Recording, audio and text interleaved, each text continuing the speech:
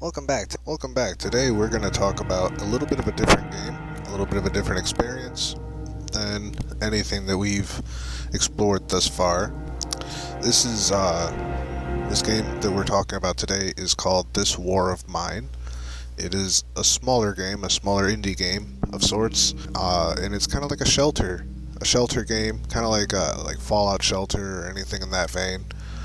And it's difficult. It's a difficult, very kind of somber kind of a game, and it's an experience. It's definitely an experience that I definitely recommend it. If you have any kind of interest in these types of games, just straight out the gate, this one is solid. It's very strong, but it is very difficult. The premise being that you have to survive as civilians who are stuck in a city that's been bombed by war. And there's a lot of dangers that go into that. People aren't exactly as good as they might normally be. You know, they're more prone to raiding each other or hurting each other or something like that. There's kind of like no laws, so the worst in people has come out. And there's also soldiers stationed who will absolutely open fire on anyone that they see. And you have to take that into consideration because by day you are taking care of your shelter. You've got to build stuff, craft things, get all the things you need in order to make your people comfortable as they can be. There's holes in your shelter that you can barricade after you've upgraded your workbench, and you need to do that as fast as you possibly can. That helps prevent raiding. And every night you have to worry about going out and scavenging because you've got to find materials and stuff. So you go out and you scavenge, and there's always a pretty big risk there. You might find people, sometimes they're fine, sometimes they're hostile. Obviously the hostile people you want to avoid most times, unless of course you've got a weapon and the confidence to handle the situation. But where there's one hostile person, there's generally more than one. And the amount of noise you make really it plays a factor. If you're sitting there making all this noise and there's hostile people around, they're going to hear it and they're going to go check it out with all their guns and all that. And if you yourself don't have weapons, then that's probably not going to turn out all too great for you. Whereas if you have weapons and armor, you might be able to handle yourself, but you also have to factor in that the character that you send out scavenging, if they die, they're dead. That's it. Whatever they had on them is gone. Whatever they brought to the table is gone. And that's a very real part of the challenge. You have to weigh out the risk versus the potential reward. Now, with that said, if you take out like a whole stronghold of like bandits or whatever, then there's a good chance that you can take their weapons, their ammunition, and such.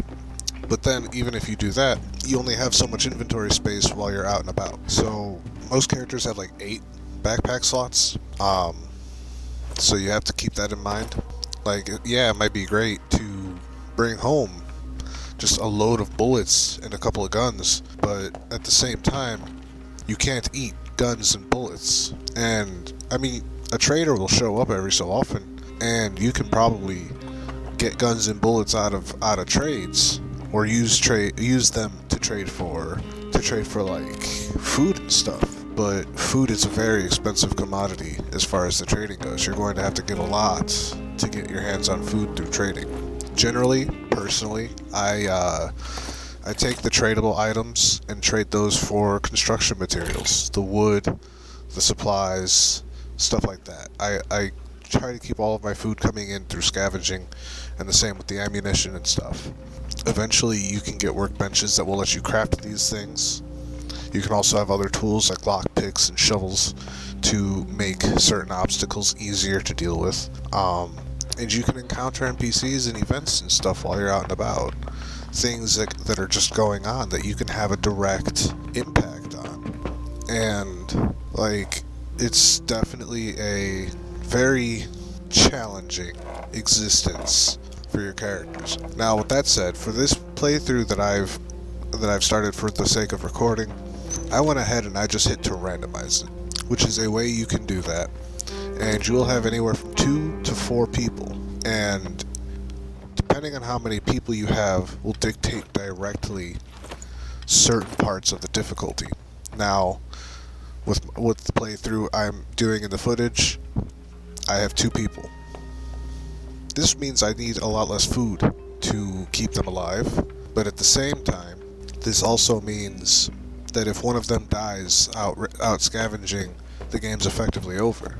Because whoever goes out scavenging at night, they spend most of the day back home sleeping. You can't just not sleep, you have to sleep. So that adds a pretty heavy layer there.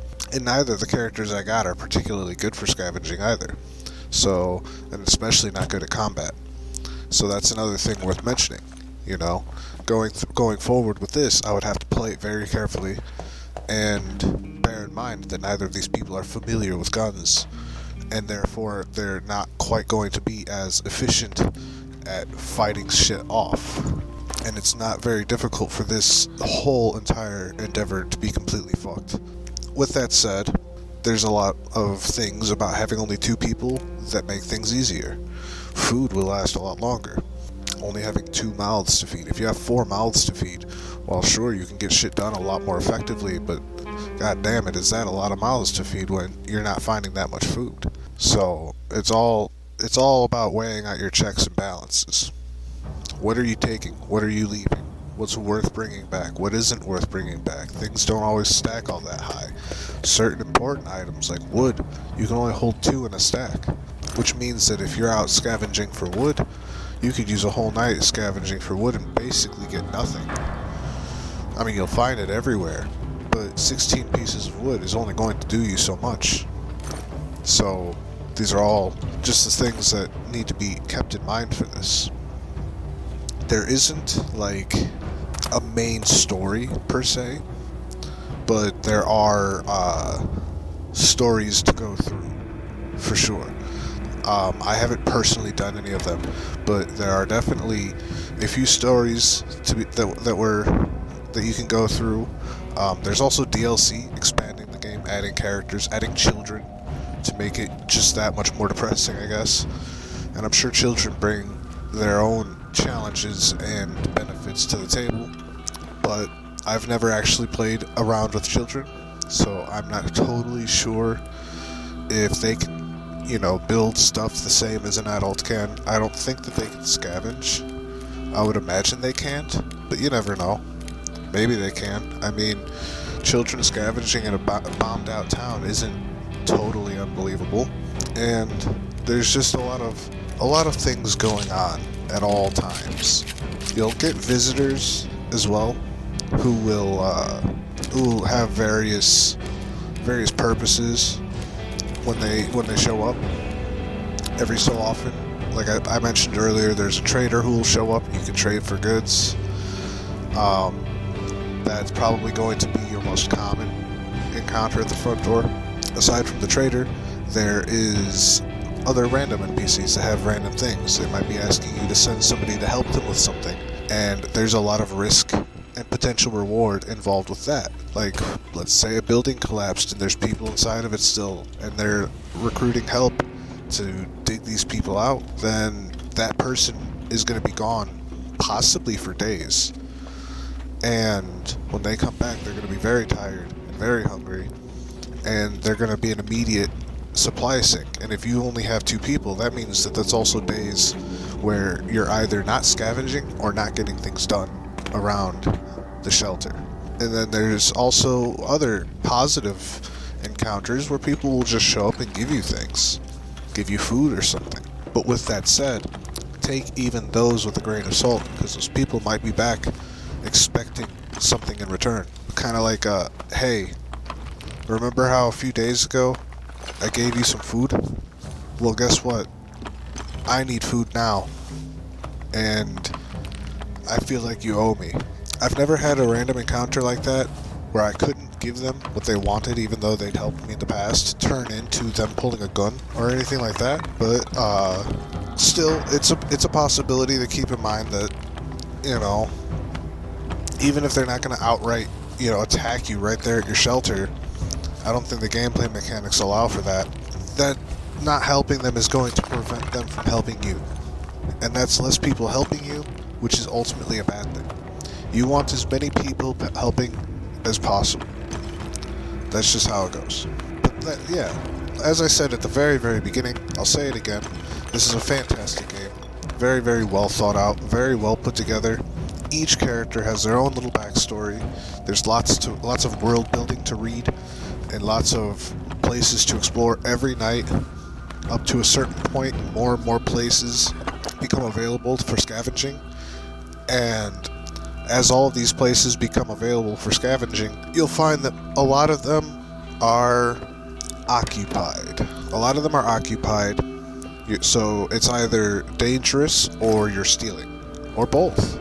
It's dangerous and you're stealing sometimes. Speaking of stealing, you have to also keep into your brain the fact that your character's mental health is going to have an immediate effect on things. If you send your chosen scavenger out stealing every night, then it's gonna catch up with them. They're gonna start having that weigh down on them. That's going to start really negatively affecting them.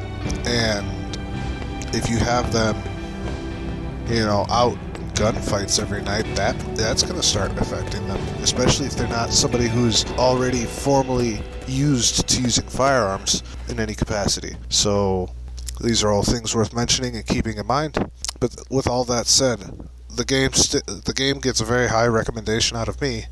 It's on Steam. If you'd like to give it a go, give it a shot. And I think that's all there is to really say about it for now. Thank you for joining in. Maybe subscribe or drop a like or something. Anyhow, I will fucking see you all later.